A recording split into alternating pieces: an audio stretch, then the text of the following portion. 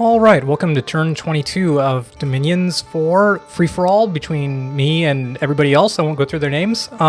So I played this turn while I was on vacation, so it's going to go a little faster than the others because I've already seen everything. So we have received 85 gold from Man and their messenger. Greetings, good friend Vanheim. Please find attached your payment of 70 gold plus a gesture of our continued goodwill to Knights of the Grail. And that is reimbursement for the province that I took on their behalf. And I kind of complained vigorously to Daz about him taking one of my provinces and not going after Asphodel. And meanwhile, he hadn't paid me recompense for, what was it, Holoma. So, thank you. Research and evocation is completed. Styx, the Carrion Lord, has claimed the throne of Winter in the name of Tuzeg, the champion of the wilds. Alright, there was a battle in the Green Waters, and this is just Tortuga taking the province that I told him he could. So, it's just province defense versus these Kappas, who wrecked my guys pretty effectively. Very low defense, good protection, good hit points, recuperation, and yeah, this limp is not cool. That's a bad thing. Alright, a battle in Olympha. So Urmor is taking this province from me with all of these troops, and this isn't his whole army of lictors, but it's a lot. And all we've got over here is just my 2 province defense, and yeah, there goes cavalry. And these cavalry, you know, I don't know why they're so hard to kill. But anyway, I just remember I was having a hard time killing them in that battle with Urmor earlier. Maybe some of them have high... Yeah, look, that's the thing, is like this guy has high protection even though the other guy doesn't. Like that guy only has 10 protection, but these ones with barding have a lot more. Okay. Anyway, we don't really need to watch this one, and it's over. Okay. Okay, we got it. I got it. Okay. Who were you chasing down now? Oh, I missed it. Alright, an unexpected event has occurred in Belagor. Local lords are feuding, unrest plus 15. That's annoying. An unexpected event has occurred in Nashen. Alright, what is happening in Nashen? Lightless lantern gained. Great. Great stuff. Alright, a worldwide event has occurred. The Throne of Winter is spreading cold across the world. Worldwide cold +1, that's not so bad for me. The construction of the castle in Ephisibor is completed. Huzzah! Patrolling troops in the Cerulean Sea have killed 10 filthy brigands. Great. Your troops in Ivermark are starving due to lack of supplies. And the Snake Charmer has left us and are seeking employment in other nations. Alright, Ivermark first. Okay, yeah, that's over here. So, you can see here I've already plotted out the turn that I submitted, and this is basically it. Where was the one with the unrest boost? That would be Belagor. Yeah, and you can see over here that I'm recruiting the Snake Charmer.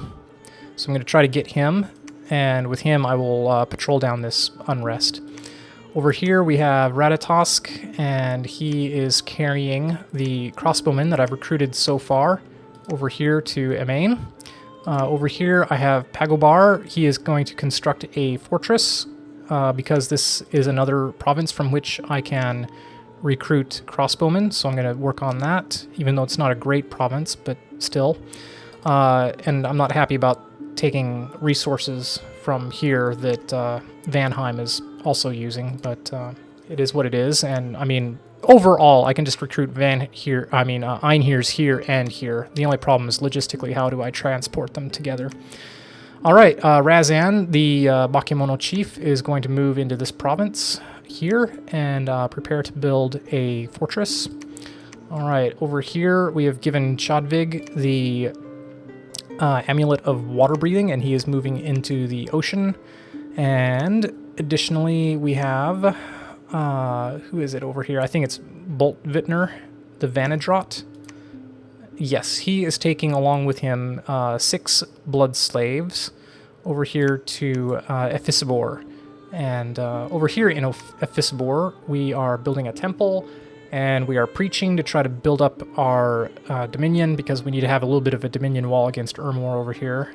And Then Zarya's evil twin is moving into Gol Rayep, and Lighthawk is moving over here into Oak Halls, and these guys are both equipped with, or both leading 15 vans.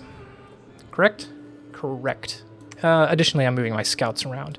So yeah, you can see I'm moving these scouts further into Agarthan territory.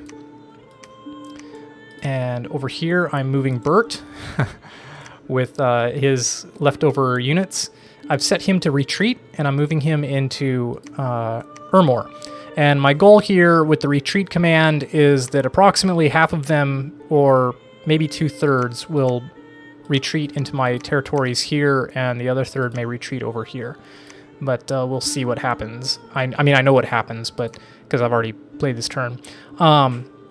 But anyway, that's the goal, moving into Ermor. I considered moving into Agartha because then I would get a look, but I don't want to provoke Agartha just quite yet, okay? Because Olm is going to be preparing to do that. So over here, I have my scout moving into Chilad, and I am certain that Olm is moving his army to Chilad as well, and I want to get a look at what the province defense is going to be like.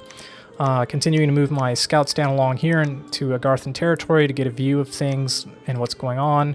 We've got this army of Pale One soldiers over here. I'm moving here into the Great Feral to find out what's going on. I need to actually eventually get somebody here into Agartha. Okay, what else? Still patrolling over here, the Cerulean Sea. Let's see if I got any other... Oh yes, recruitment. So again, just recruiting Vans and Einheers. We're working on a Dwarven Smith. And over here, of course, we are working on another Hydromancer. And Oltarnes here has taken over for the Snake Charmer in continuing to build the fortress. And you can also see that I gave an Alquil and the Lightless Lantern, which is nice. Nice. I've given that to Yarnizai, the Hydromancer, and he is researching at 28 research. That's nice. Yeah, anyway, good stuff there. And speaking of my research, I'm still going full bore into evocation. Over here, yep, moving. And, oh yes, over here, Darkwood. So I moved Hugin into this province thinking I might build a fortress, but I've decided not to, and so I'm just moving him back to Vanheim to prepare to gather more troops. Over here, I'm not quite sure what to do with Fafnir. I'm speaking in the present tense, even though this is kind of in the past. So anyway, Fafnir is searching for sites, and I'm going to tell you right now, this is not a good move. I should be moving him, but like I said, this is the move I submitted to the server. Tarnus is sneaking in. Lampronius is staying put. Moving from here over to Rivia. Let's see, any other scouting? Yeah, I'm hanging out in the Feral Woods to see what happens. Yep. And I'm keeping an eye out here in the Black Alps, keeping an eye out here in the Griffin Spires, keeping an eye out on Ermor, and keeping an eye out on Cynthia, where we know that this is the Throne of Winter, I believe, and this is the Iron Throne. So I've got to figure out how I'm going to reach my points here. There's just not enough 2-point thrones nearby. That's the problem, and I'm fairly certain at this point that this is a 1-point throne. All right, anything else going on? Where else do we have recruitment? We are recruiting Einheers here, and I've got them on repeat recruit, so huzzah. All right, over here we're recruiting a scout as usual. That's what I'm recruiting from those kinds of provinces. Any other scout recruitment? I don't think so. I think that's it. I think that is basically it. So yeah, not a lot that I'm doing here. Not attacking anybody. Yeah, still recruiting crossbowmen here. Oh yeah, and I am also still recruiting Shark Knights over here. I do think I need to start building up a water army for the future, because that will become an issue. I need to deal with how to defend these provinces, and I think the Shark Knights will be able to bite through the Kappas pretty effectively. So anyway, like I said, we'll see what it comes down to. But I am pleading with Agartha, or not Agartha, with Ermor to give me a ceasefire. I have also decided that, yep, we're going to war with Agartha. I'll be talking about that maybe a little bit more in the next episode, or maybe in the previous episode. I've already covered it. Sorry, I am a little bit out of order here because I got a lot of catching up to do recording-wise because of vacation. So, anyway, I believe that is going to be everything, and if I forgot something or if there's some diplomacy I need to insert into this episode, I will see you in a moment. Otherwise, like I said, I think this is basically it. Yeah, no other recruitment going on, and just kind of keeping an eye on things. So, be interesting to see what happens with Ulm over here. But he's after what happened here. Yeah, I've basically told everybody that I'm going to war with Agartha, even though I'm going to try to honor our peace treaty, which will be over on turn 26. So turn 26 would be the best time for me to attack, but I may attack him sooner.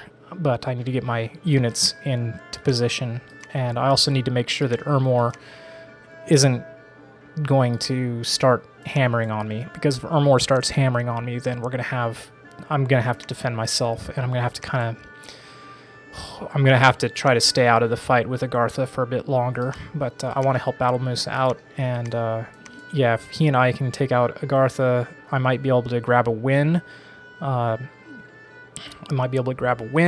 might not. I might be able to at least put myself in a position where I can handily defeat Ermor once again, but I have to get my army back. So that's all there is to that. Oh, sorry, there's always one thing or another that I forget. I am sending some more messages in-game, and I'm going to probably start doing that more often now just to save time on email, because I'm pinched on time in my real life. So, message to man. Oops, I always do that. We thank you for the reimbursement. All debts are hereby considered honorably paid. And again, that was payment for me taking Holoma and giving it to him. Okay, and nope, not those messages. Send messages, and we're sending 40 gold to Ulm, and the message we're sending to Ulm is this: we are short on funds as we rebuild our army. Nevertheless, we send you the 50% from the sea provinces, which are underpaying due to unrest. We will take Tiash. We move into position in the north to attack Agartha there. We move cautiously in order to ascertain what Ermor will do. They have not responded to our call for a ceasefire, let alone our request to attack Agartha rather than us. Okay, so that's basically the diplomacy, I believe, for this turn.